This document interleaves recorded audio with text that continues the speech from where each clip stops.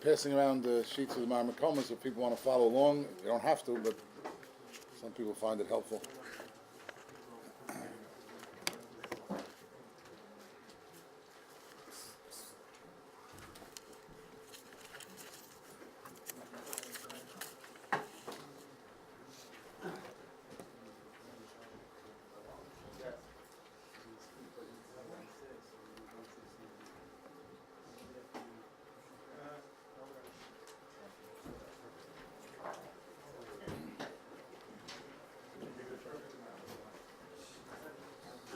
Enough.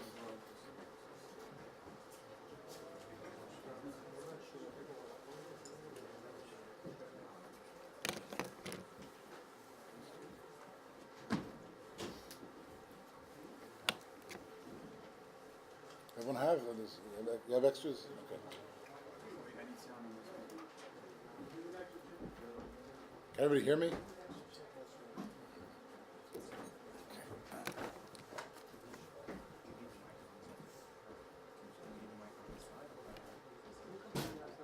It's okay?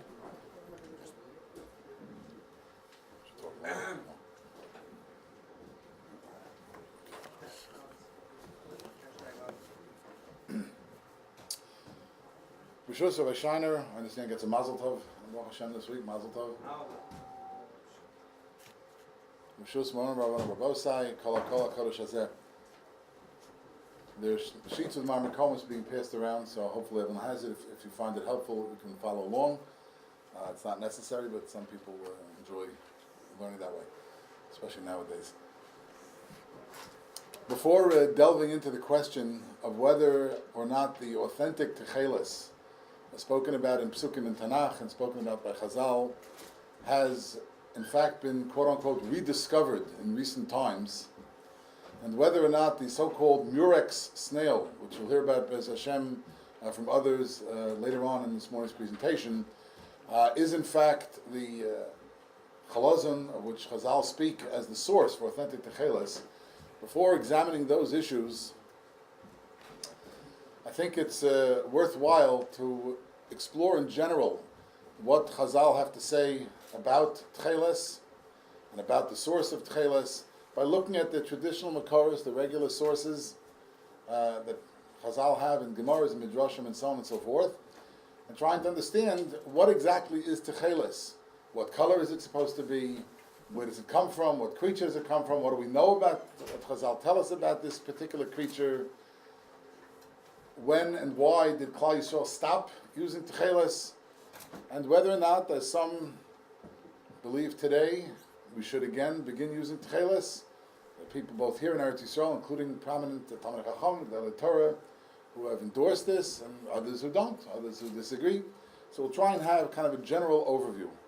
If you don't have the Marmakomas, maybe we'll leave some up here. Maybe just a few. Some people just came in. So tcheiles is most famous to us from the Psukim in Parsha Shlach, in the first source, Bamidbar Perek Tesvav, Psukim Lamed Zayin Lamed Ches, which we know, of course, from the third Parsha of Kriya Shema.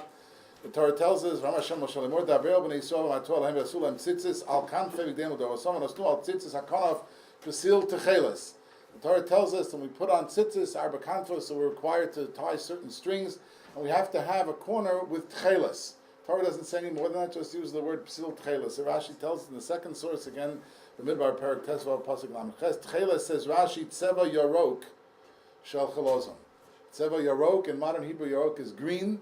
We can assume for the moment that that's what Rashi means as well. It has a greenish color, and it comes from something called the hilazon. That's all Rashi tells us over there in Parshas Shlach. But that's not the first time in the Chumash that tcheiles is mentioned. In fact, I think it's the last time in the Chumash tcheiles is mentioned. Tcheiles is also mentioned, as in the next source, in the beginning of Parshas Truma, Shmos Perek Chav Hei, Psukim Gimel and Dalet. Tcheiles is mentioned as as one of the number of gifts that were requested of Klal Yisrael, of Bnei Yisrael in the Midbar at the time when they were preparing to build the Mishkan. So Moshe Rabbeinu was instructed to tell the people to donate different things that they have. They were told to give gold and silver and copper. And in Pasuk Dalet of Shmos Perek Kafei, Uscheiles, Argamnus Olah Shoni, B'Sheish V'Izim, etc. So various different things Klal Yisrael was asked to contribute for the building of the Mishkan and the various accoutrements of the Mishkan. So one of those things that tcheiles there, Rashi gives a little bit more information in Parshas Truma, the fourth source, Parakafei, of Shmos Pasuk Dalet, U'tcheiles tzemer, tzavua b'dam hilazon u'tzvah yorok. So here Rashi tells us it's wool. The other Rashi told us the color, but it doesn't say what material it is. So here in Parshas Truma, Rashi tells us that tcheiles is wool, tzemer, which has been dyed in the dam, the blood or liquid from inside this creature called hilazon. Rashi again says tzva'o yorok. The color is a greenish type of color. Rashi sticks to his guns and says shitaso in a couple of places in the Gemara as well. In the beginning of Brachos on Daf Tesam and Bais, when the Mishnah describes what time we call Misha Yakir, how early it is in the morning we're allowed to say Kriya Shema. You have to be able to distinguish between different things, a number of different opinions in that Gemara. So one of them is that you have to be able to tell between tcheiles and karsi, okay, two different colors. So Rashi writes in Brachos Daf Tesam and Beis, in the fifth source, tcheiles yoroku, v'karov l'tzeva karsi, shekorin purish. It's close to the color karsi. Karsi means a leek. We know from the Simonam on Rosh Hashanah, right? The karsi is a leek. A leek is green. That's the color. So tcheiles is close to green, and that's why when the Mishnah says you have to know what time it is that we can say Kriya Shema in the morning, so it has to be light enough to be able to distinguish between these two colors, which are pretty similar. So again, Rashi is saying again it's similar to green of karsi. Rashi later in Brachos Nun Zayin with Beis in source 6, Rashi says tcheiles, again he says yoroku, it means green, although there he says umisha ponav yorokim cholahu, somebody's got a green face is sick. It doesn't literally mean green there, but we speak in English also. We say somebody looks green, not feeling well. Somebody's sick or something, so his appearance looks unusual. So that already hints that perhaps yorok means something a little bit different than actually what we would call pure green, because we don't say that somebody looks green. So yorok is a certain type of color, but it's close at least to the color of a leek, according to that Mishnah, where Rashi learns in Brachas. Ibn Ezra, there in Parshas Truma, in the next source, he has two different opinions. Ibn Ezra quotes scholars, grammarians. That's in Shmos Parak Chafei Pasuk Dalet, source 7. U'tcheiles Omer Yefes Shehu B'dmus Shacharus. Shacharus means dark. Shachor, dark. It's a darker color, and it's a combination of all the colors. Black somehow is understood to be a combination of all the colors. K'utachos kol hatzvaim. But at the end, Ibn Ezra says, "But v'anu nismo, we're going to rely al Chazal on the opinion of Rabbi Sena Zechron L'Rocha she'amru shehu yorok v'hit tzemer." So Ibn Ezra also says, like Rashi, that it's a greenish color. He has the first opinion, it's darker, but then he says we're going to rely on Chazal that say it's a greenish type of color. However, right, that's the Gemara. It says in Zohar that it means only yellow. That's why when it says by Esek. We'll get to that in a second. Good. So yorok, as about to try and explain, yorok doesn't necessarily mean green in the sense that we have green today. There are a number of different sources. You mentioned some from the Zohar, the Tosis, and the next source, Tosis and Nida. Daf Yud Testament Beis, the source number 8, the Gemara there talks about the yorok, and it says, Ha yorok, Tos Diva Maschel, Ha yorok, Akav Mahala Matame, there's a din in the Hilchos Nida. So the Tosis says there, Yud Testament Beis and Nida, 8th source, Ha yorok, Hanukkah Esrog. Yorok in this sense means like an esrog. It's a yellower type of color. The low yorok kikarsi, as opposed to green like a leek. There's two different types of yorok. The ein zeh notelad mimus ustam yorok kenhu. Ordinarily, yorok means sort of a different color, not yorok kikarsi. Ordinarily, yorok means more of a yellower color. Kedama belul agazel, the Gemara you referred to. Tosa says yorok kikarsi. The Gemara used the expression yorok kikarsi, so that means that stam yorok, without the modification like karsi, means it's a different color, a yellower type of color. We'll get to it. There's a shame. There's a Rashi, another Rashi that in Gittin, Daf Lamed Aleph and Beis. Again, I'm just trying to give an overview of the sources. Gittin Lamed Aleph and Beis, source 9, Sarba to the Karsi, Tzeba tcheiles doma le Karsi. Here he says that tcheiles, it's similar to Karsi. And again, Rashi seems to be insisting that it's a greener type of color.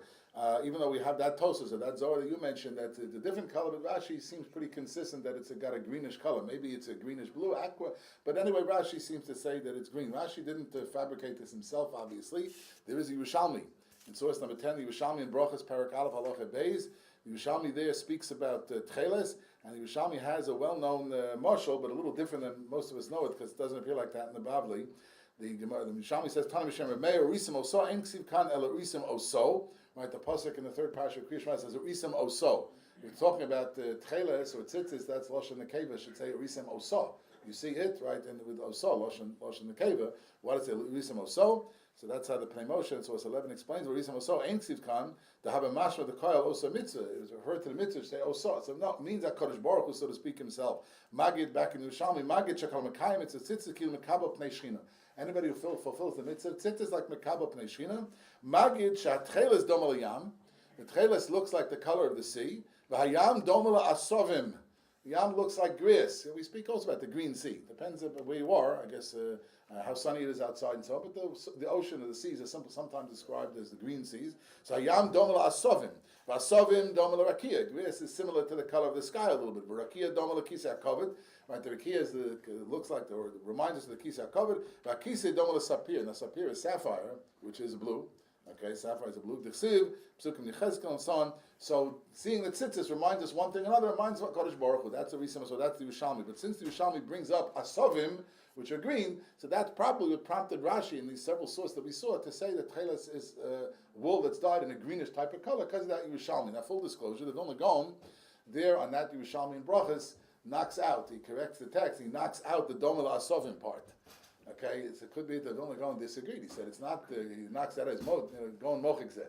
The Gra knocks it out over there. They don't have it on the sheets because it doesn't exist in the computer. The Chagos Gra, at least not yet. Well, I couldn't find it. But anyway, if you look at the Yerushalmi on that page in Brachas, he knocks out Asovim. However, to be fair, it's not just in the Yerushalmi because also at Medrash in the next source number 12, Medrash in Bamidbar Rabbah and Parshas Naso, Parshas Yudal, Siman Gimel.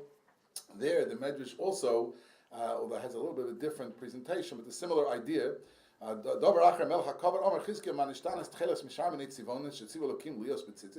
colors would HaKadosh Baruch Hu give us a mitzvah to put this particular color on tzitzis? Why of the many beautiful colors? Why this color? So the Medrash says Mipnei Tcheiles domel asovim. Also has in that Medrash also the comparison to grass. Just the orders are different. Then asovim domel yam, v'yam domel rakia, and so on. Then HaKadosh Baruch Hu wanted to give us, so to speak, from His covet. That's why He wants us to wear something that represents His covet. That's how the Medrash says, right? Cholak lirei of tcheiles shumein kvodo, so to speak. HaKadosh Baruch Hu gave us the zchus to be able. HaKadosh Baruch Hu gave us the zchus to be able to wear something which represents Him. That's the idea. But I'm just pointing out that despite the fact that the Gaon knocks out, it could be in the Medrash, the Gaon also takes out that phrase. I don't know, but that's the idea in terms of green. There's an important Tosas in Sukkah, a gentleman they referred to it before, Sukkah Daf Lamed Aleph and Bais, talking about the Esrog. And I mentioned before about Yoro Kekarsi. So Tosas in Sukkah Lamed Aleph and Bais says, Hayoro Kekarsi, Mashma Shemar'eu Ketseva Shekorin Virid Belaz. Verdi, I think, in Italian, in Spanish, is green. No, that's green, right? As a matter of fact, if you look, again, you don't have it here, but if you open up Sukkah Daf Lamed Aleph and Bais, so I think in the standard Vilna Shas, there's an asterisk on the side. Whenever you have, a lot of times when you have words from French or whatever else the Rishonim are quoting, so somebody put in more recent times the Yiddish, Lashon Achar Yiddish, and on that word, Virit Belaz, on the side it says, in most regular editions of the Shas, it says, Lashon Achar green, Gimel Reish Yud Nun, right? So they're telling you that means green, okay? It's printed right on the page there in Sukkah. V'ahi de brochas mashmektzah shedom elindir belaz. However, that's this Gemara in Sukkah, Yoro Kekarsi means green. Gimel Reish Yud Nun. However, the Gemara in Brochus, and we mentioned before, about Mishayakir, so there it sounds like it's a bluish color. If you look on the third line, it says, Ke'ein Seva Shekarin Irinde Belaz. And there on the side of the page, in the regular editions of the Bavli Shas, on the side of that Tosas, there's an asterisk when it says Irinde, it says, Belashon Acher, Beis Lamed Vav Yud Aleph, blue. It's written on the page there, Masechah Sukkah, in the regular edition, Beis Lamed Vav Yud Aleph, blue, in Yiddish, blue. So there it means blue. And then he quotes the other source he mentioned before about the yellow. That's the other Yarok at the end of that passage in Tosas. Look at the last few words. Ke'ein Seva Yala Belaz. Yellow. On the side again it says in Yiddish Gelb, which is yellow. So you have already different colors which are represented here. And Tosas seems to say for sure that when the Mishnah in Brachas speaks about Mishiyakim and Tcheiles L'Karsi, Tcheiles is whatever Inda is, and it says on the side of the page blue. So that's already according to the Balei Tosas, it seems to be blue. If we look carefully in our Bavli, I mentioned the Rishonim before, and the Medrash has a comparison to grass, but that comparison to grass is not found in the Bavli. Look in the 14th source, Chulun Daf Pei Tesam and Aleph. There the Gemara quotes that same drosha. The Tanya of Meir Omer Manishtana Tcheiles Mikol Atzivonim. How is tcheiles any different? As Rashi says in 15, Manishtana Tcheiles She's Kikus Torah L'Tzitzis. Torah demanded we put that on tzitzis. So again, same drosha basically. Niksha Tcheiles Dom L'Yam, V'Yam Dom L'Rakia, V'Rakia Dom L'Eben Sapir, L'Eben Sapir Dom L'Kisei Kol, V'Uksiv V'Yisrael Keisrael Tachas V'Aglav Kemasei Livnas HaSapir, etc. Uksiv Kemari Eben Sapir D'Mus Kisei in the beginning of Cheskel. So the Gemara has, in our Gemara in the Chulin, in the Bavli, has the same drosha without the grass part of the equation. And again, the ocean certainly is a blue. We look at people go to Florida, other places we have bright sunshine. So one of the things they tell me when they come back, the water was so blue. Around here we don't look at the water sometimes is blue. I mean, across the Hudson River, I don't think blue is the color that strikes you. But you go to the Florida, the Caribbean, or someplace, California, you see the blue, and people remark how blue the water is. Well, that's Dom Yam, and that's similar to the color of the sky. And again, it reminds us of HaKadosh Baruch Hu. Indirectly. Rashi then in the next source says tcheiles dom yam hilazon min hayam. He adds an important point. The hilazon, the creature which produces tcheiles, as we'll see, comes also from the yam. It's not just the color. And then it says viola achas shivim shana comes out once every 70 years, which is a different problem. Umar is domo dom yam. The liquid, the dam, the blood inside, we'll see later, doesn't exactly mean blood in terms of lifeblood, but the liquid inside, mar is doma yam. It's similar to the color of the yam. The yam on a roam, we see the ocean is similar to the color of the sky, and the sky to sapphire, against up here is sapphire, which is blue. And what color is this? It says Rashi, who ke'etzem hashamayim. It's like the shining etzem hayom hazeh, the middle of the day, bright sky color. That's what Rashi seems to say and explain in that Gemara in Chulin, despite his earlier insistence on green. Another Rashi in Sota, Yud Zayin Aleph in the next source, where the Gemara in Sota quotes that same drasha from Rabbi. So again, Rashi says there, B'dir Masel Shatchela 16, the Bottle Amdeinu Shekal Makai Mitzvah Tzitzis Kilo Hikva Pnei Shchina, like we explained before. Anybody who fulfills the Mitzvah Tzitzis, like we Mekabo Pnei Shchina. And again, because we don't really find a direct connection between Rakia and the Kisei HaKavod. So this, the whole Rashi is explaining over here why you have this whole step by step, right? Tcheiles, Dom Yam, Dom Rakia, Dom Kisei HaKavod. It's all a step of getting, so to speak, to HaKadosh Baruch Hu, because we don't have a direct connection, so we have an indirect connection. Tcheiles, in the Rashi towards the end there, Soti Yizam Aleph, in 16, towards the end of the second line, says that Tcheiles lo dom el Rakia kolkach. That's Rashi L'Shitaso. It doesn't exactly, according to his definition of Tcheiles, that had a greener color, so it doesn't exactly look so much like the sky. Okay, but rather it says eladome. It's similar. It's a similar type of color, a little bit similar. It doesn't mean literally a literal similar shade, right? Not dark, right? But similar, greenish color. That's what Rashi seems to say. Say it again. Right. Correct. Right, that's what Rashi's telling. It's not exact. The comparison is not exact.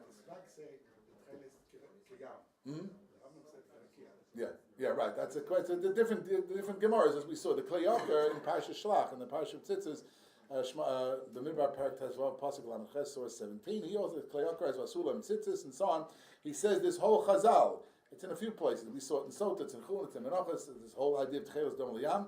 The Kleyaker writes, Perusho Shetzvoim Elu B'Doma L'Doma. Again, it's not an identical kind of replication. Doma L'Doma, it's similar, it's a reminiscence, so to speak. As the Kleyaker writes, Kol Echad Nota B'Tzivo El Adom Elo. This is a little bit similar to that, and that's a little similar to this, and that's a little similar to that. Eventually it gets, it's kind of an indirect type of comparison. The Medrash, in source 18, the Medrash in Bamidbar Rabbah, Parsha Dalet, Gimel seems to say it's a little bit more of a direct comparison, right? The Medrash writes. That's another source, another thing for tcheiles. I mentioned before, tcheiles was collected for the building of the mishkan, so it really had three different roles in the mishkan. First of all, some of the curtains and the tapestries in the mishkan were made with tcheiles. Lulaos tcheiles, loops, and so on, different things in the Mishkan. You look in Parshas Truma and Tetzaveh and Vayakov and Pekudes, you see certain curtains and tapestries in the Mishkan had tcheiles in it. Also, several of the big day kahuna had tcheiles in it. Right? We know that the Choshen and the Ephod and the Me'il and the Avneit of the Kohen Gadol had tcheiles. Avneit of the Kohen Head is a machlokes, but had tcheiles, and not a topic right now. But many of the big day kahuna, several of the big day kahuna had tcheiles in it, and also that's what this Medrash is referring to in the end of Parshas Bamidbar. The Medrash is telling us, the Torah tells us that when they packed up the Mishkan for traveling purposes, right, they would have to put everything away. So you had to move the Mizbeach, you have to move the Aron, you have to move the Menorah. So the Psukim described at the end of Parashat Bamidbar, everything was wrapped up, and they were wrapped in various different curtains, various different blankets, I guess would be a good English word, I'm not sure. They were wrapped in different coverings, and among the coverings, the tcheiles. But the Medrash notes that by the Aron,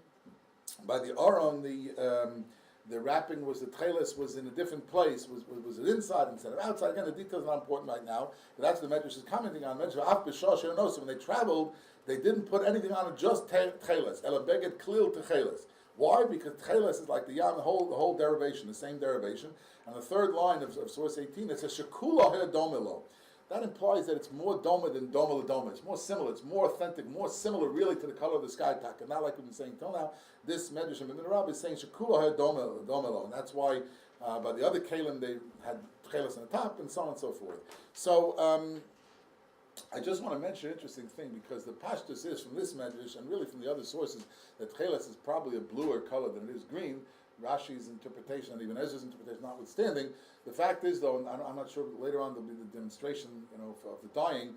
I'm not sure if we'll see all of that, but having seen it a number of times myself, the fact is when they dye with this particular dye that they're using now, and I've seen it, and the taka turns green for a while.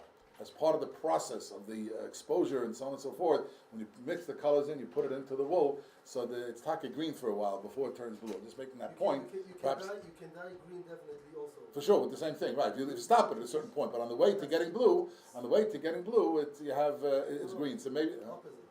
If you put it more time in the sun, it becomes green. I thought it becomes purple. Okay, so the expert will speak more about that later. But whatever it is green. It has a green possibility as well. In any event, but as I said, I'm about to see more that we showed him seem to say it's certainly closer to blue than it is to green. So, for example, in the next source, in source 19, Rashi himself, at the end of Parsha Shlach, Rashi himself quotes from Moshe Darshan. Some might remember at the end of Parsha Shlach, Rashi reviews several of the psukim in Parsha Tzitzis with drushes. So at the end of there, Bamidbar Parak Tesva Pasuk Mem Aleph, in the words Psil Tekhelet, so it has a drusha from Moshe Darshan, Al Shem Shikul Bechoros, the word Shetargumo Sheshikul Tichlo, Tekhelet is a play on words, it refers to Shikul. Shikul means like Kasher Shacholti, bereavement, right? And it refers to the bereavement of the Bechoros, Makas Bechoros. Right, because we know that the parsha of Tzitzis ends with Ani Hashem Elkeichem Asher Tzeis Eschem Eretz Mitzrayim. So there's a reference to Eretz Mitzrayim, to Yetzias Mitzrayim, and that's Makas Bechoros. So the Rashi there says from the Moshe Darshan, Umakosam Hoysa Balaylo, since the Makas Bechoros was at night, V'chein Tzeva HaTcheles Doma LeTzeva Rakia HaMashkela Eis Erev. When you talk about tcheiles being the color of the sky, the color of the sky at what time? The sky is different colors, different times. So the sky at midnight is different than it is at noon. So this Moshe Darshan, that Rashi quotes in the end of Shlach, is saying that tcheiles is similar to the color of the sky as it gets dark towards evening. So the darker blue. So says Moshe Darshan. It's a blue, but it's a darker kind of blue. The Radak in the Sefer HaShoroshim, in the next source 20, defines tcheiles, psil tcheiles. He says, Hu ha'ayin shekar lo blev, belaz blav, it's a blav, and in parentheses or in brackets, Azuro, that's azur, which is a blue color, and ultramarine. Right? I'm not sure we'll put that into Radak, not the Radak, whatever it is explaining, that's the color. It's azur, which is a sky blue type of color, or ultramarine, again, a deep blue color. So here I've shown already saying that the color is blue. Similar to Chizkuni, in Parshas Mishpatim, in Perek Chav Dal, Rishmos Pasuk Yud, Kemaise Livnas HaSapir, he says, Yesh Sapir Shachor, V'zeh Sapir Kein Hu Kein Tcheles Blue Belaz. Right? The Sapir is sapphire. Right, that's a pasuk in Chumash. So it says it's blue belaz, and as he says later, not like today. Today you don't see too much blue in the sky. We walk outside right now, but maybe there you saw. But here it's pretty dark today. But the Chizkuni is saying when it's a bright sky, no clouds, right, a clear blue sky. Clearly there are different shades of blue. Okay, that's how Ben Abachai writes also in Parshas Tetzaveh by the Ephod, Shmos Perek Ches Pasuk Yud, V'asuas HaEphod, HaTcheles Hu HaTzemer HaTzavua Ke'etzem HaShamayim. So it seems that most of the Rishonim and most of the sources indicate pretty clearly that it's, again, the Rashi notwithstanding, that it's really a blue color. It's a question of which shade of blue. I had occasion this past summer, I went with my wife to visit the museum downtown New York City, the 9/11, September 11th Memorial Museum.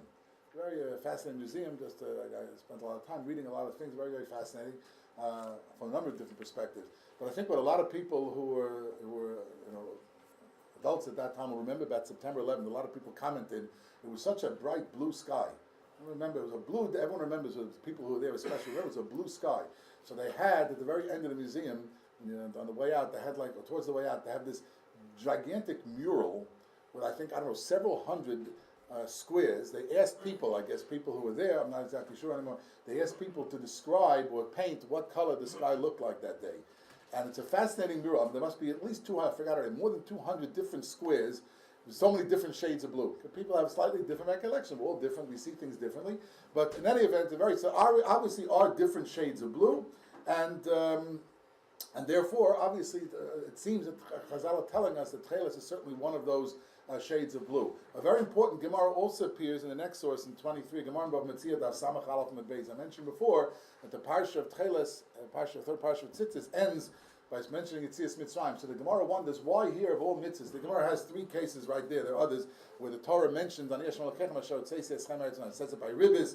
It says about having mishkalos, by having proper weights and measurements. It always says Ani Hashem, I took you out of Mitzrayim. So the Gemara wonders about Metzia Samach Aleph Beis, why does the Torah have to bring up? We know that HaKadosh Baruch Hu took Mitzrayim. Why dafke by these three particular mitzvahs?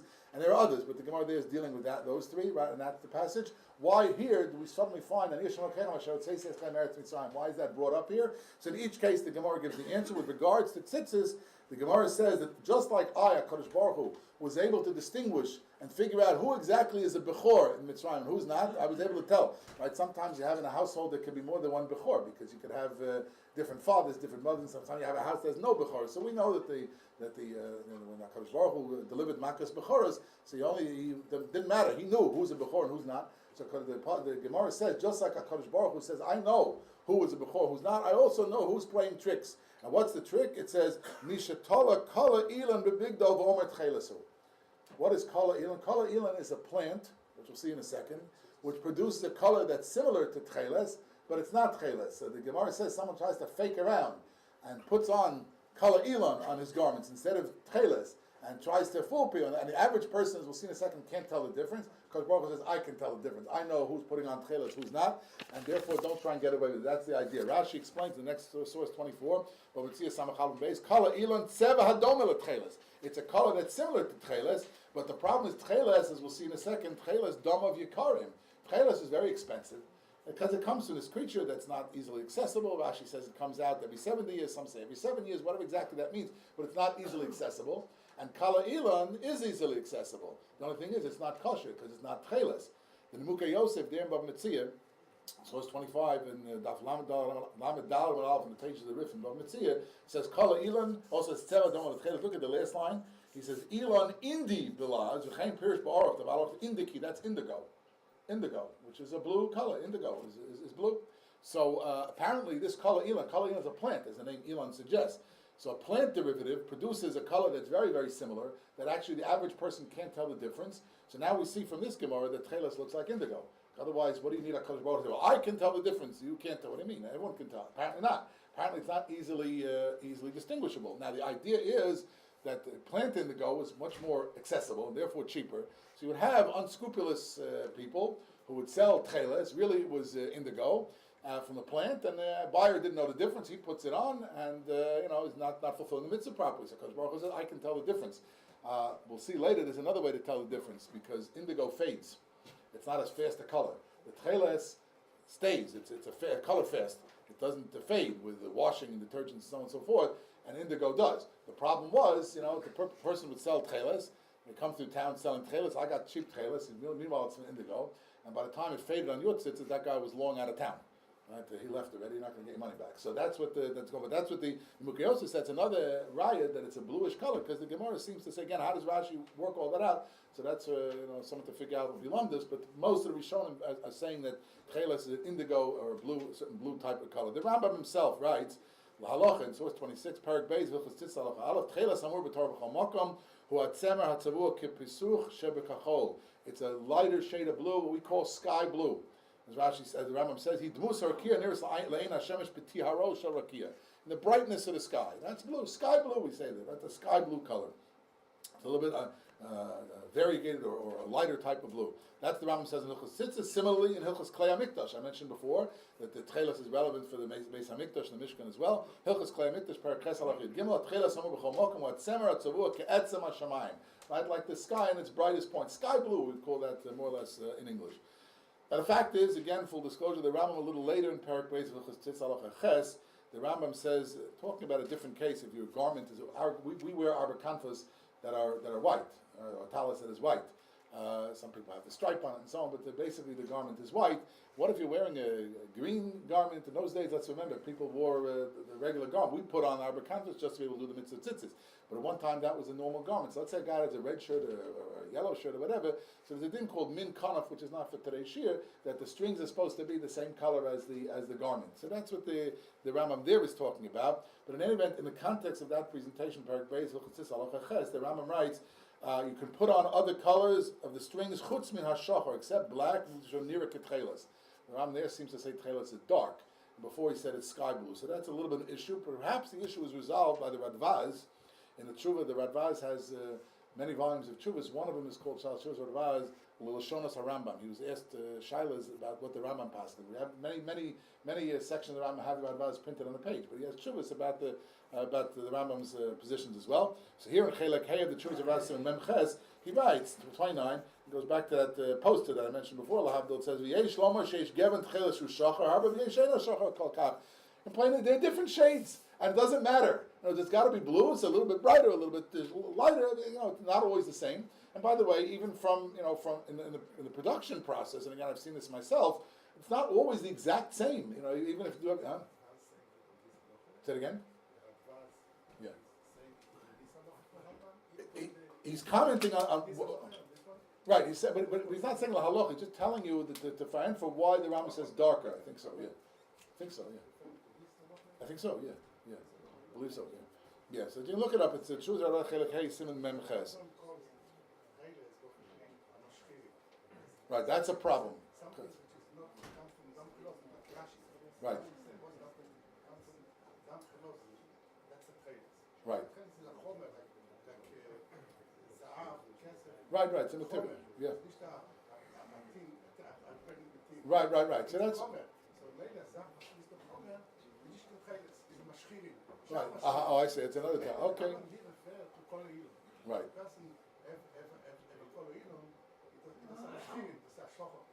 Okay, Kenza. Okay, good.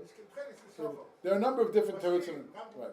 What these are for? The Rabbi is referring to the idea that the Rambam, for example, I have in the later on, the Rambam seems to say it's shachar kidyo. Look like ink. There's a problematical Rambam, and the Moshe Feinstein quotes like that in Tshuva. Yeah, right. So that's the different ways to answer that. But in any event, certainly from the Radvaz, what I wanted to bring out is that the blue doesn't have to be the different shades, and then that's also okay. But one other thing the Rambam does add in Parak Bais Halacha Aleph, again, source 30, it says Vatchela somewhere b'tzitzis tzorch shetziyasat tziyah yedua she'omedes b'yofya v'lo sishtaneh. It's got to be color fast. In other words, it has to. By the way, not all dyes work with wool. Just the scientists point out, not all dyes work as well with wool as with cotton and other materials. If you think about it, but in any event, but this dye has to work with wool, and it's should omedes biyofia velo tishtaneh. And the Rambam adds, "V'chol shelo nitzavos atvia pasol tzitzis af al pishu kenarakia." Right, even if it looks like the sky, it's got the right color, but it's not this. The Rambam says no good, because I mentioned before, it's probably going to fade. That's the idea of color. Where did the Rambam get this from? That it has to be fast. The Gemara doesn't punch that out exactly, that it has to be a color that doesn't fade. But the Gemara does indicate in Menachos Daf Mem Gimel, that parak of Menachos talks about whether tcheiles is ma'akev, with the love and with not. Again, not to today's year. But in Menachos Daf Mem Gimel Aleph in 31 it says, Ifrid Chazus, if you do a test, there's ways to test, whether it's tcheiles or it's kala'ilan and so on. So the Gemara says, Ifrid Chazusei psula. If the appearance fades, that's how Rashi explains in 32, Menachos Mem Gimel Aleph, Nifrid Chazusei is skalsel hamara psula, the kala'ilanu. If it fades, it's no good because it's kala'ilan.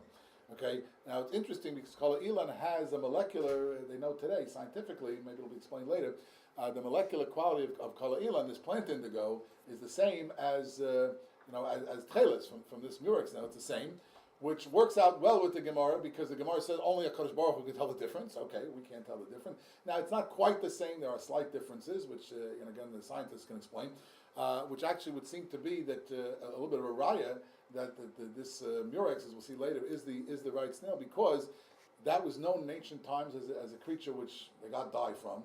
So if that was possible, and the Gemara says Kalayin is possible, and knew about this, and this was Taka possible, would have said this is also possible. And if the color is the same, and they're telling you which color is a puzzle, then the Gemara should have said, if this isn't it, the Gemara said, this is also, because tcheiles from here is also puzzle. It doesn't say that. Okay. In terms of, yeah.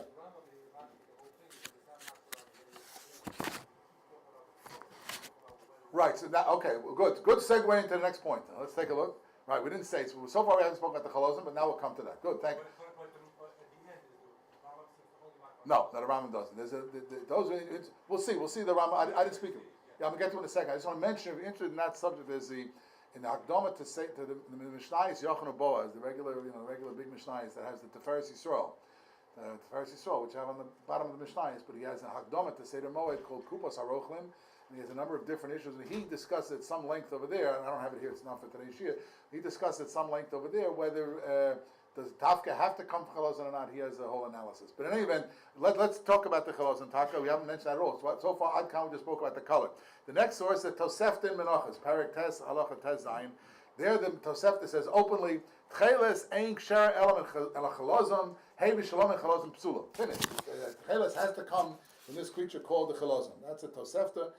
Doesn't leave much room for debate. What exactly is the hilazon? That doesn't tell us. So let's look and see what Chazal tell us about the hilazon, and we can try and figure out if we can figure out what the hilazon exactly is, because that Tosefta just says that tcheiles is only kosher from the hilazon. So there is a sugya Masechah Shabbos, Daf Ayin Hamed Aleph, source 34, where the Gemara talks about Tana Rabbana Hatzod Hilazon V'Apotza. For Hilchos Shabbos purpose, we know that one of the 39 malachos is tzeidah, trapping. So the Gemara talks about Hatzod Hilazon, and Potzo means, as Rashi explains in 35. You press it, the squeezing. We know about squeezing on Shabbos, right?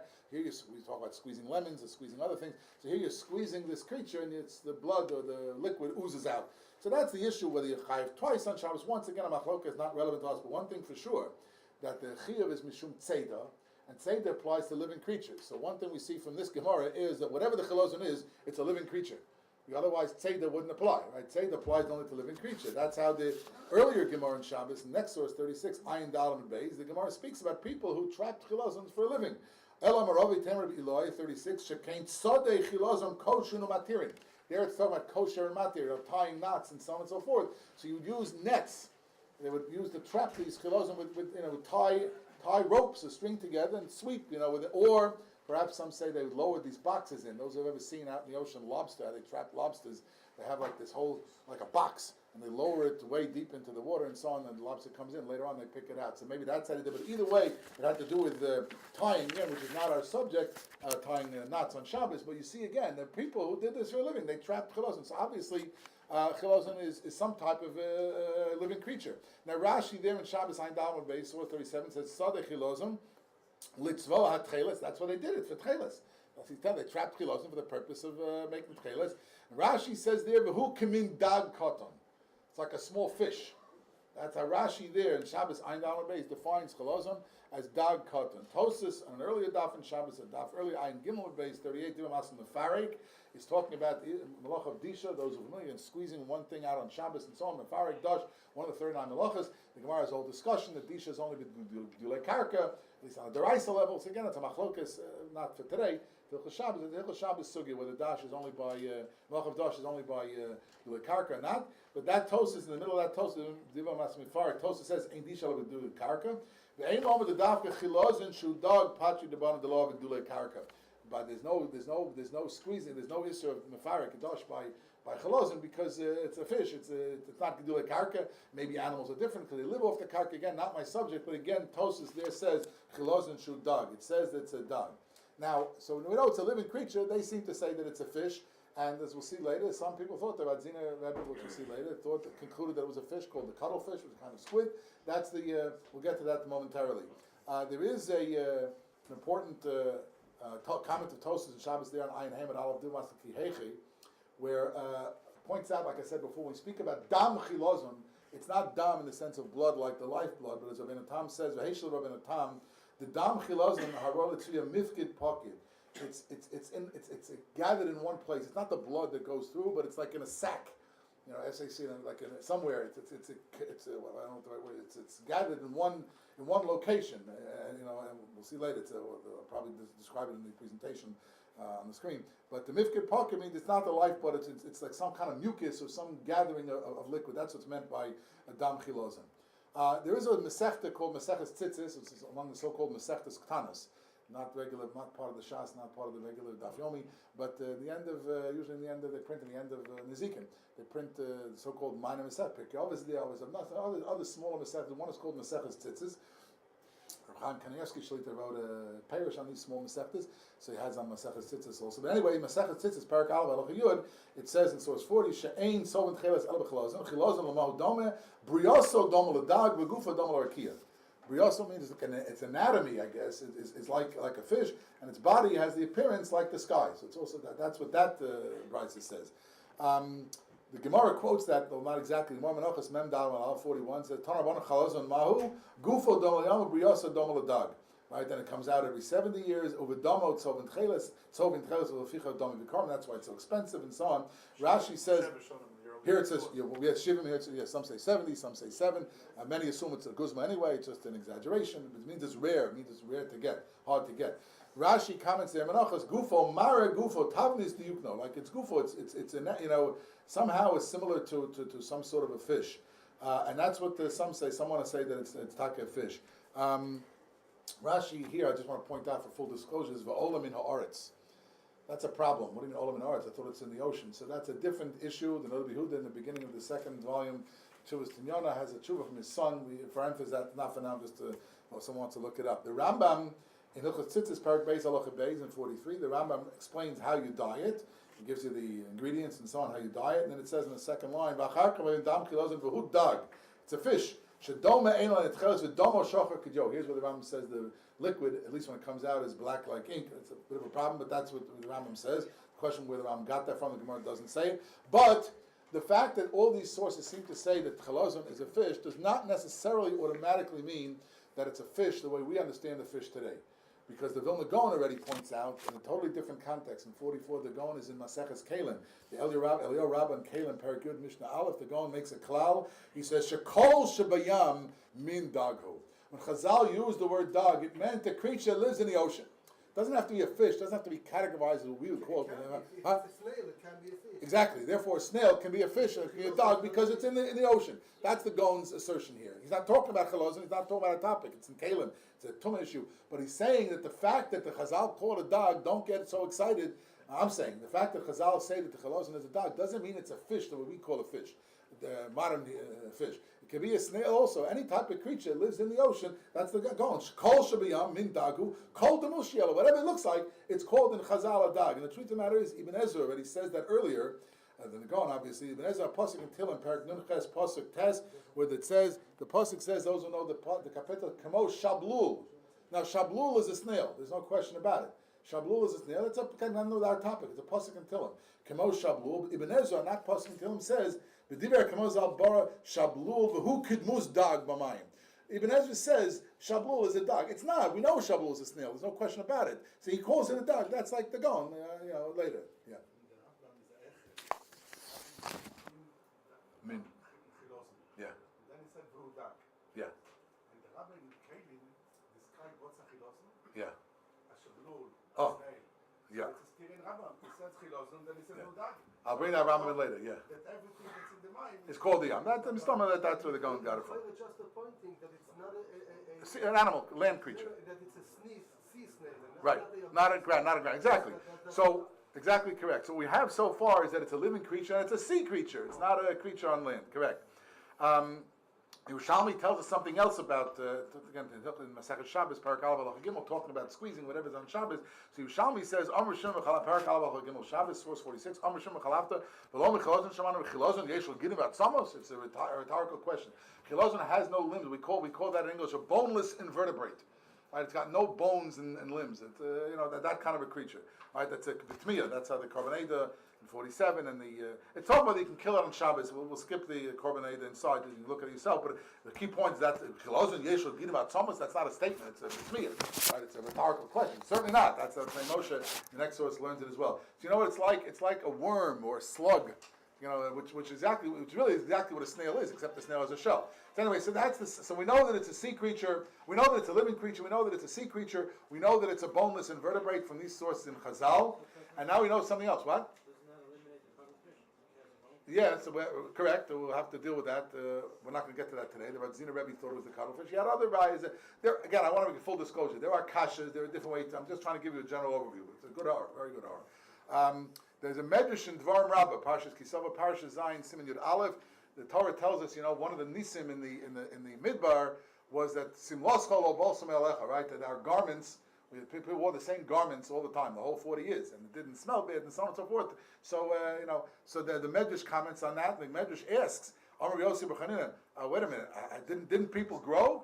Let's say you were 40 years in the midbar, your body changed. So how could it be that the clothes, when they expanded, the kid was 15 and started, now he's 55 and then nothing, how do you wear the same clothes, or the kid was 8 or whatever. So the Medrash deals with that over there, and the Medrash says, look at the last line of 49, didn't people grow? Suddenly the uniform would be too small, right? The clothes would be too small. Don't be so puzzled by it. When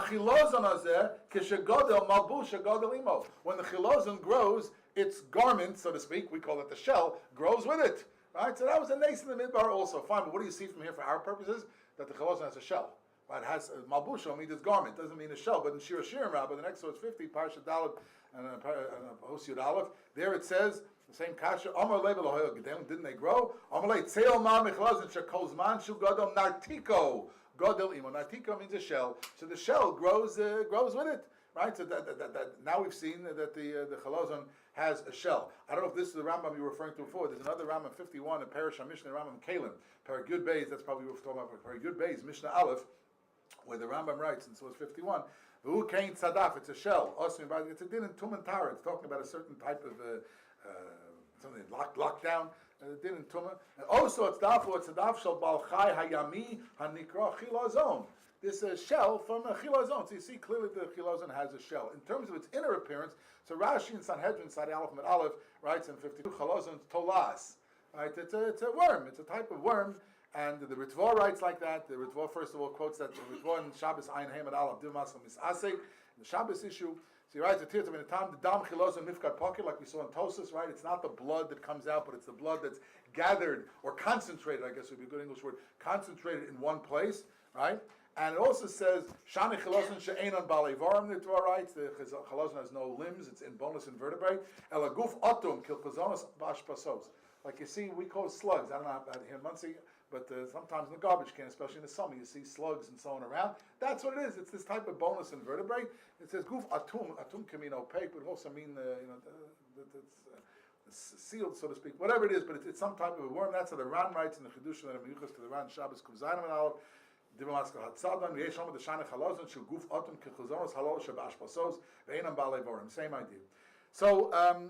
it's clear, to summarize Adkan, and then before going to the last part, it's clear that Torah tells us that tzitzis and Klei Mishkan and Bigdei Kehuna and so on have to have tcheiles. It's clear that tcheiles, according to most Rishonim, is some shade of blue, different opinions, whether it's sky blue, it's the sky at noontime, sky towards evening. Maybe the different shades don't exactly matter. They're not makev one way or the other, but certainly, again, Rashi's opinion, Rashi's Rashi, we can't just dismiss it. He does say green, but maybe it means a greenish type of blue, aquamarine perhaps. We saw in the Radak, ultramarine and azure, and the Gemara says like indigo, all which is blue, sapphire, all these colors that are mentioned indicate that it's blue. So we know that the tzitzis have to have blue. We also know now that it comes from a creature called the hilazon, and the hilazon it's a living creature, it lives in the seas, that's why it's called a dog, even though it's not what we call a fish perhaps. It has to be in a boneless invertebrates, have all these principles. Now, so the question is, so what's going on? So how come all of us grew up, we never saw tcheiles, we never heard of it, all our tzitzis and talesim have white and so on and so forth. What's happening? When did this, how late did we have tcheiles? And is there a way to find out how late, historically, did we have tcheiles? So it's interesting, there's a Gemara in Menachos, source 55, Menachos Mem Gimel with Aleph. Marmi Mashri Isi Tchilta B'Shnei Rav Achai. A certain Mar was, Rashi says in the next source, Shem Chacham, that was his name, in Mashri Shem Chacham, this rabbi, whoever he was, came and he brought tcheiles before Rav Achai, okay? And he tested it and so on and so forth. But who exactly is Rav Achai? We know about Rav Achai Gon, the Baal Shiltas, which would imply that Rav Achai, that they had tcheiles as late as the days of the Gonim. Tosus in Zvachim, in a different context, in 57, Kuf Beis and Beis, quotes this Rav Achai, and it says, look in 57, Umitoch Kachai Omer Rabbeinu Shmuel Dehu Rav Achai Shas Ashiltas. That Rav Achai is quoted in the Gemara. It's a later Gemara. It's referring to Rav Achai Baal Ashiltas. But then he says Shahai Mi Rabbanon Savaroi. He was Rabbanon Savaroi right after the Amoraim, before the Gonim. The Rabbanon Savaroi were roughly 500, 550 to 750, that time, those couple hundred, that's the Rabbi Chai. Mistama, it's not the Rabbi Chai Baal Shiltas. That's what Taubes himself concludes there in Zvachim, and I just printed for historical interest, the Igeris of Shiur in 58, under Rabbanan Svaroi, Os Ein Tes, says that these were the Rabbanan Svaroi, and one of them mentions Rabbi Chai. So it's not the Rabbi Chai Gaon, the Baal Shiltas. But still, Yeah, because how can it be mentioned in something? that's what Taubes in the end, mentioned with the Rashi, It exactly. can't be. Right, that's how Taubes includes the Zvachim. So whoever Taubes is quoting Rabbi Shmuel, I don't know if he meant the Rashbam or not, but whoever it was said there's Rabbi Chai Baal Shiltas, the Pashtus is not. However, he's from the Rabbanan Savaroi. Rabbanan Savaroi is after the Chasimas HaTalmud. It's after the days of the Gemara, and they apparently still had the Rabbanan, at the time of the Rabbanan Savaroi, who we know least about. We don't know that much about the Rabbanan Savaroi, just more or less what Shiur Gaon tells us. Maybe now there's been more research, I don't know. But whenever it was, between 500 and 700 roughly, or maybe 550, 750, the era of the Rabbanan Savaroi, but at least at that time they still had tcheiles. By the time of the Gaonim, it's clear that they didn't. If you look at the next source, from the Tshuvas HaGaonim, Tshuvas in Kuf Nun Tes, the Tshuva there says, Kishahoya tcheiles b'yad Yisrael. The Gaonim already speak about when we had tcheiles. So already by the days of the Gaonim, and around the year 750 and further, they already didn't have tcheiles. That's how the Tshuvas HaGaonim writes. The Ramban writes in the Mechamas and Shabbos Yud Beis and Alf on the page of the Rif, source 60, Hare Avos Kadmom Mos HaGaonim Nagu Lotzeis Betala Shesh Belovin below tcheiles. The Ramban, obviously Rishon, is writing that already in the days of the Gaonim, they were going with only Lovin and not with tcheiles. So at some point in the days before the days of the Gaonim is when tcheiles stopped being used. There's an interesting sifrei in the Parashat Zos HaBrocha, sifrei in Dvarim Piskashin Nun Daled. An interesting story. Amar Yossi Pam Achas Yossi Mahalach Michziv Litzur. Those cities in the northwest part of Eretz Yisrael, Kziv, those men in the beginning of Gittin and so on. So Kziv and Tzur is Tyre, which is in Lebanon today, and the north, what do you call it, the northwestern coast by the Mediterranean, which we know, by the way, from archaeological evidence, was the ancient dying centers were in that part of the world, and that's exactly so. That's this Medrash telling the story. And he ran into this person. He asked Rabbi Yossi, asked him, "What do you do for a living?" Two Jews meet. Parnas also b'ma. What do you do for a living? Amalei hilazon. I hunt hilazon or whatever. I make my living off hilazon. Amarti lo b'chimotzu. Oh, you can find hilazon. You're able to find it. So he tells the whole story. We'll say it outside to save time. There's some place with a lot of spiders around. It's hard to get through, and so on and so forth. Anyway, he said, but at that point at least, he seemed to still have some hilazon available. Rabbi Yossi already was surprised. It's accessible. You can find hilazon. Apparently, it wasn't so accessible at that time. In another medrash, in Bamidbar Rabbah, Parsha Shlach, Parsha Yud Zayin, Siman Hey 62, it says, "Va'achshav ein lanu elalavan shatchelas nignaz." It was put in the Gnizin. I mean, it means it was removed from use. That's a medrash Tanchuma also in Shlach Os Tesvav. Va'achshav ein lanu elalavan shatchelas nignaz. Therefore, mitzvah b'lovin. We only have lovin. And I just printed, the three Amudei Hora in terms of the Rishonim, the Rambam, the Rif, the Ram, and the Rosh, all state openly that we don't have tcheiles anymore. The Rif is in the halachas Ktanas and Menachos. The Yud Gimel Beis in the page of the Rif and Menachos. Ve'idna the leslan tcheiles. Now that we don't have tcheiles, so we only have white and whatever else. The Rambam writes in the Tshuva, Siman Kuf Lamed Ches 65. He also says Aval Achshav. So it has the nafkamina with how you wrap and how you tie, which is a different shiur also, maybe another time, but a nafkamina how to wrap. So Rambam also says we don't have tcheiles and we don't have lavan. And the Rosh in his halachas Tanas also in the back of Menachos in Siman Tesvav in 66. Again, it's a matter of how you tie. We're all familiar with tying tzitzis. We learned in Yeshiva Tanya, 7, 8, 11, 13, right? The way you wrap it, but that's when you don't have tcheiles. There are different ways to wrap it, different shitas, not for right now. But you're not allowed to have less than 7 wrappings and more than 13. The Rosh tells you the sources. But anyway, in the third or fourth, second last line there in 66, he writes, "Near the dafka kishesh tcheiles, oz yesh ledaktik b'minyan achulios." We have to medaktik to wrap the chulios, the triplets of strings in a certain way. Dafka, we have tcheiles. Let's say a few lines later, Aval idna she'ein lanu tcheiles, ein lanu ledaktik b'minyan achulios. We don't have to be medaktik. What do you see clearly?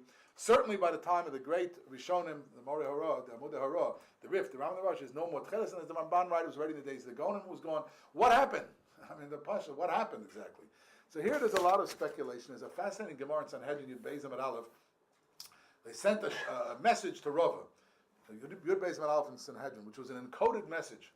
Right? There was Zug bo merekes v'sofsu nesher, sofso nesher, u'yodem dvarim hanase beluz u'ma'aniu tcheiles and so on b'schus harachim b'schus yotzu b'shalom. Some message was sent to Rava, like a coded message They didn't use regular words. Rashi explains, Zug Shnei Tamid Chachamim, they were coming Rekes, which is a nickname for Tveria. The Sofso Nesher, the eagle, that's the Romans. The Romans captured them, right? But and they were bringing something. They were bringing tcheiles.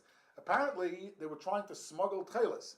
And we know from history, now the Ben Yehoyada, which unfortunately the Ben Yehoyada, the Ben Ish Chai, the Rabbi Yosef Chaim of Baghdad, has a commentary on the Agodas of Chazal called this Ben Yehoyada and Ben Yehoyada. So in the Ben Yehoyada on this Gemara in Sanhedrin, he writes it's because the Romans prohibited anybody from manufacturing or wearing tcheiles because it was reserved for royalty only. It was only for the you had to be a nobleman, you had to be an aristocrat, remember the aristocracy. And apparently these two people were caught, and Rabbi got the message, they got out okay, whatever the details were, the other comments there. And we know from non-Jewish secular historians that at various different times, the Romans, and you can see that there are the records of Roman edicts in lands that they controlled, which included Eretz Yisrael, that you're not allowed to manufacture. And if you wear it, was considered only for the royalty, only for the nobility could wear. It's like someone in America would walk around, you have a uniform with all these medals. You're not allowed to wear, if you're in the army and you got medals, you could wear. A regular person, you're not allowed to do that. So, it was so, penalty of death.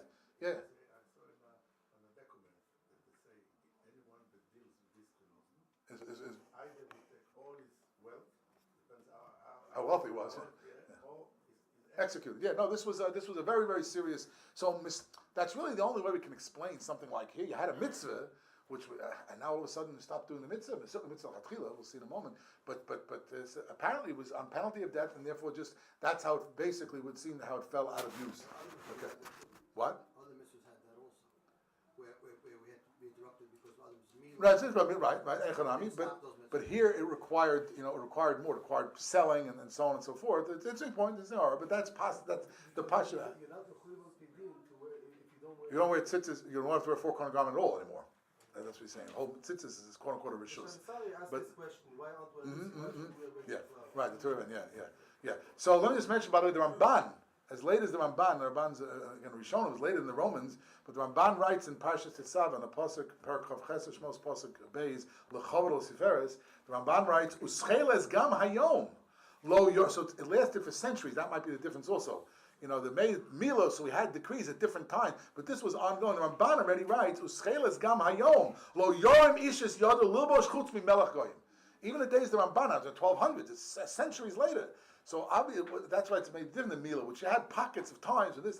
But here it was centuries and centuries and centuries where it was not, to the point that Ramban says, even today, nobody would dare wear tcheiles without permission from the king and so on and so forth.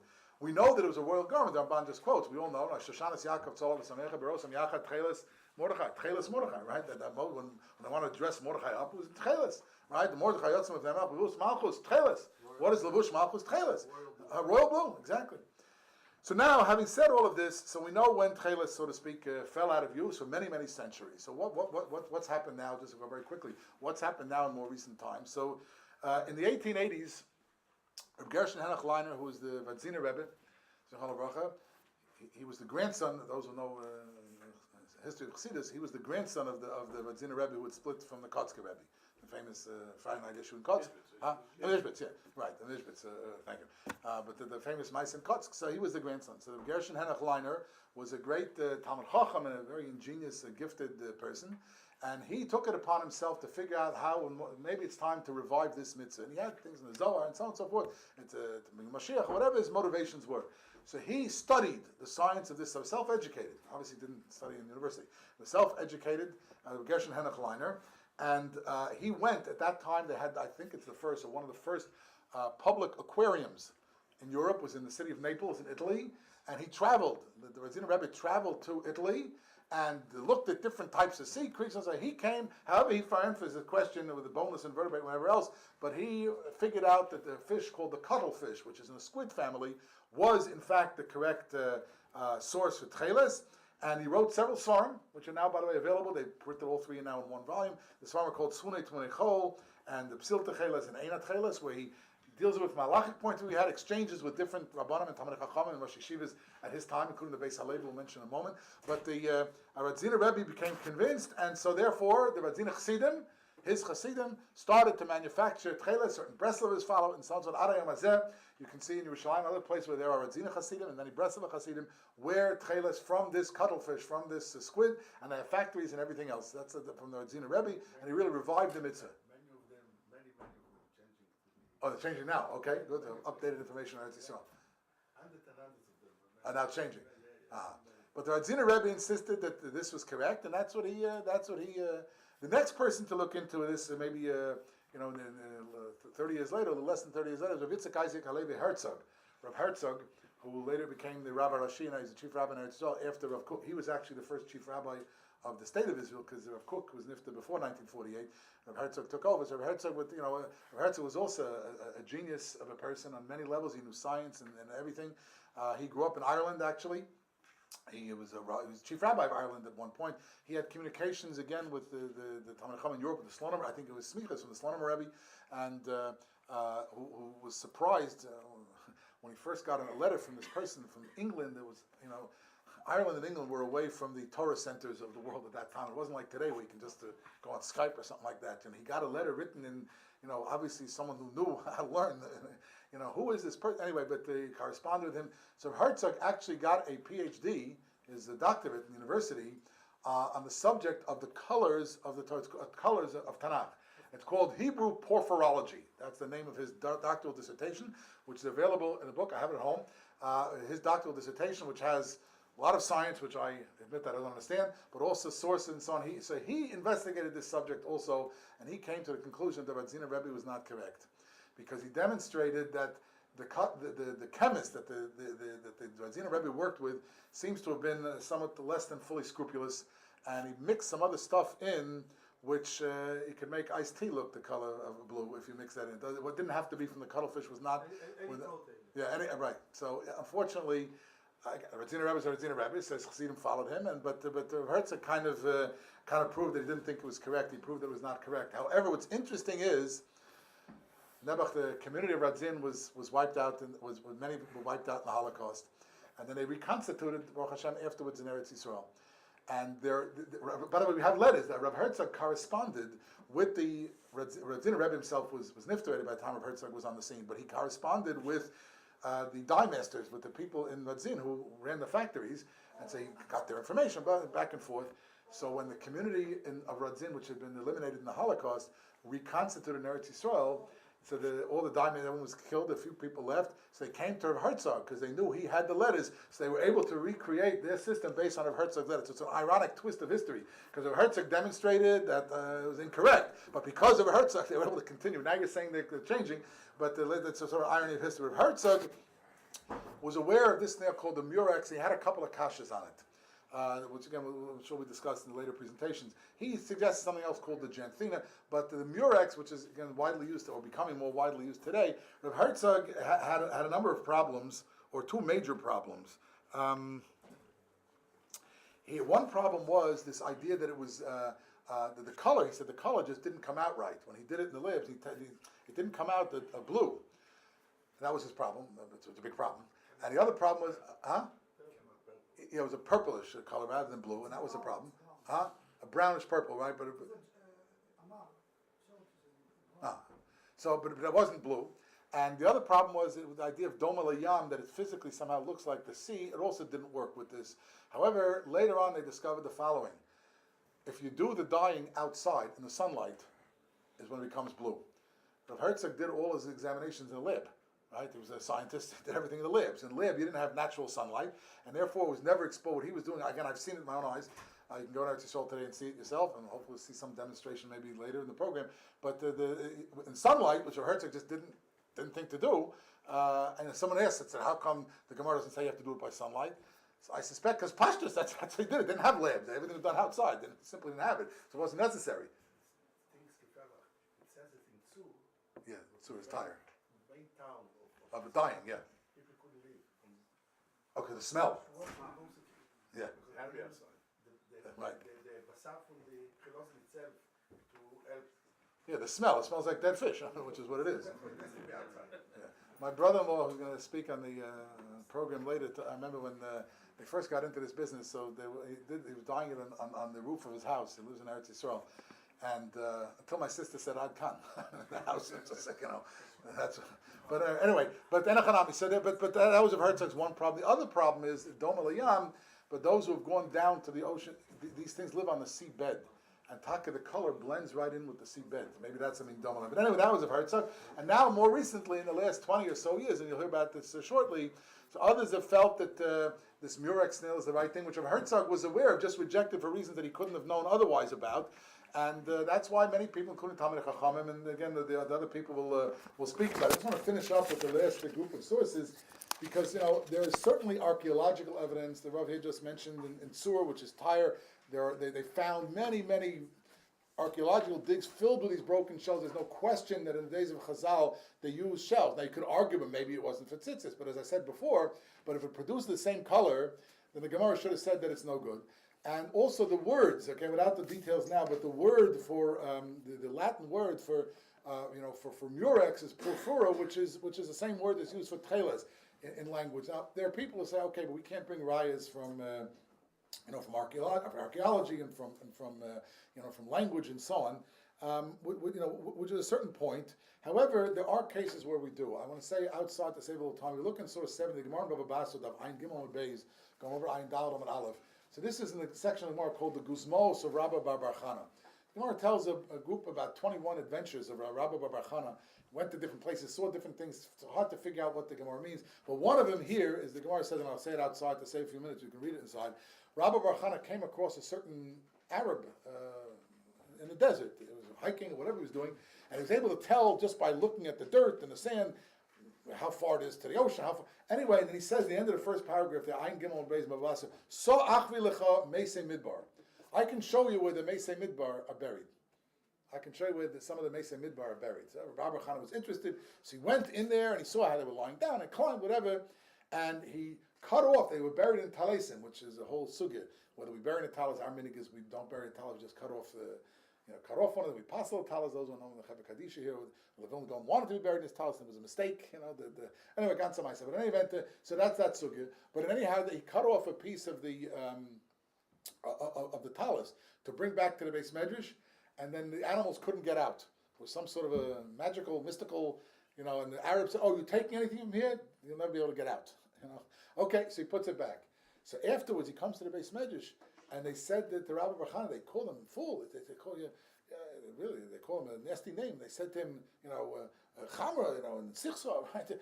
Why don't you at least take a look and see how many strings? The Machlokes Beis Shammai Beis Hillel, we have 4 strings folded over for a total of 8. That's like Beis Shammai. Beis Hillel says 3 strings folded over is 6.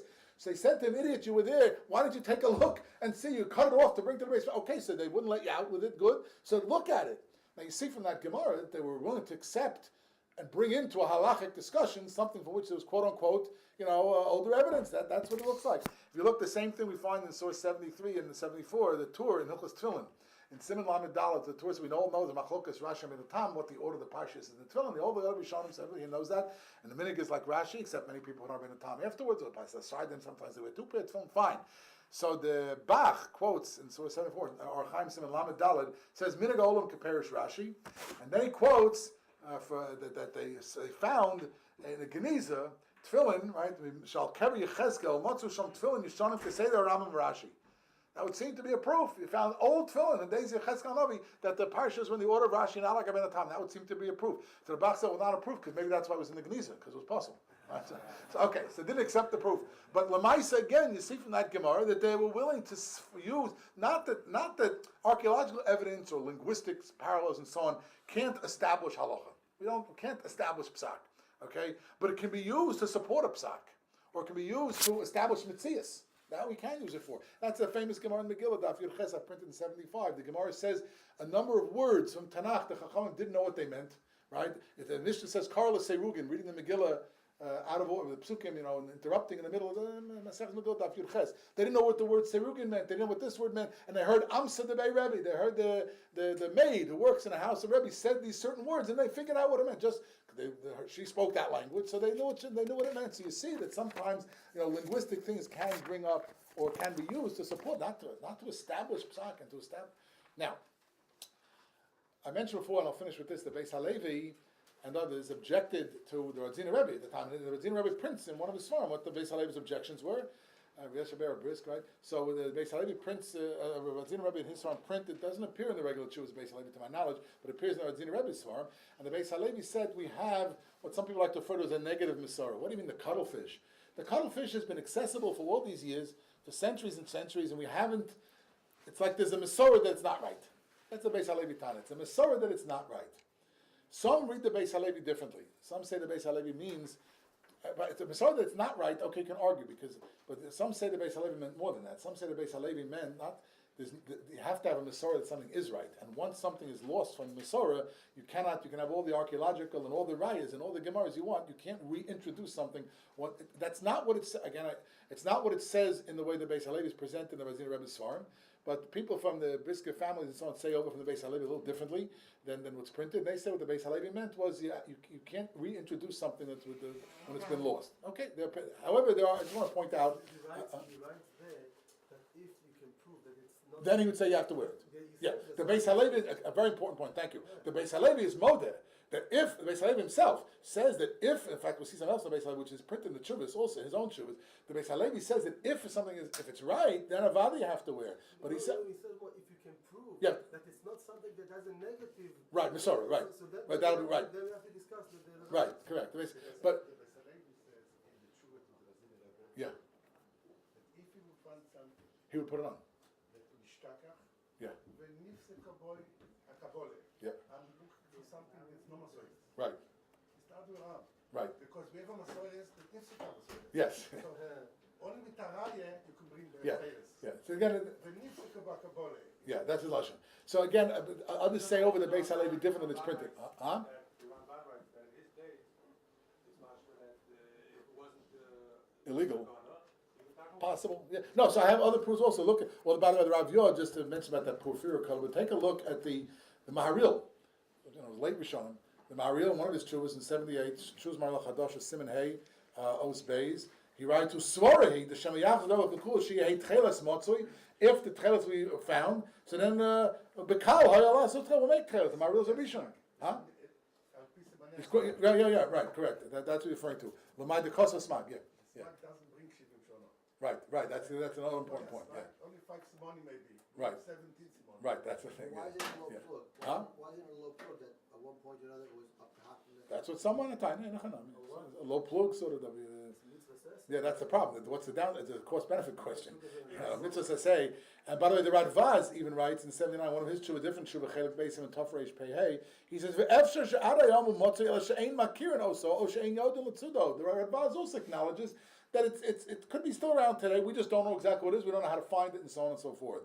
The Beis Halevi himself, and this is what alumned in the Beis Halevi himself in the tshuva and Chelik Aleph Simon Mem Beis posits that if you have the right tcheiles and you don't put it on, it could be you're violating Baltigra. That's also a big downside.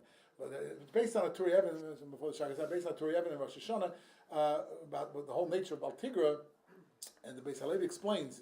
It's based on it goes back. The Shagazah is trying to explain Rashbo. But anyway, it says that if you can do let's say if you put on only 3 tzitzis, what's Baltigra? Not to take away from the mitzvahs. So does it mean having only 3 tzitzis, three corners instead of 4? No, that's not Baltigra, that's 0. That's right, you didn't do the mitzvah at all. Baltigra, he suggests, is when you do the mitzvah, but it's missing something.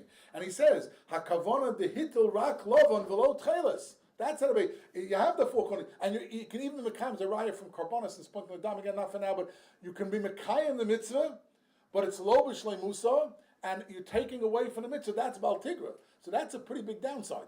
Right? I mean, you're violating, why do we do it? Okay, I say Dochalos, I hope we can explain it. But that's the Beis Halevi himself, that's printed in his own chuvas. In any event, I'm sorry I went a little over, but I just wanted to give this kind of an overview that people should see what the issues are. And again, that people have their own Rabbanim and own poskim. It's becoming, there are more and more Gedolei Torah and Talmidei Chacham who are, who have thought about this further, and Bez Hashem will continue. And I thank everybody for listening. I guess we'll have the next part of the presentation. If you want to ask me questions, I don't know, maybe... I think we'll go to the next part of the presentation. Very good. Thank you very much. You're welcome to keep these sheets or not. Okay. Thank you very much. Welcome. Well, I have here, I'm going to leave in the shul with Rabbi Shiner. This is a book called The Rarest Blue, a I'll leave it with you. And you can order it. It's a very popular. It's a book in English. It was written by Baruch Sturman, who's one of the people with. It's a popular read. It's not a halachic work, and it just has stories and some of the scientific background and some of the halacha too interwoven. You read it, right? It's an excellent, a very easy read. You read it also. It's a very enjoyable read. I'll leave it with the rabbi if people want to order. Thank you very much. I'm sorry when we'll go over.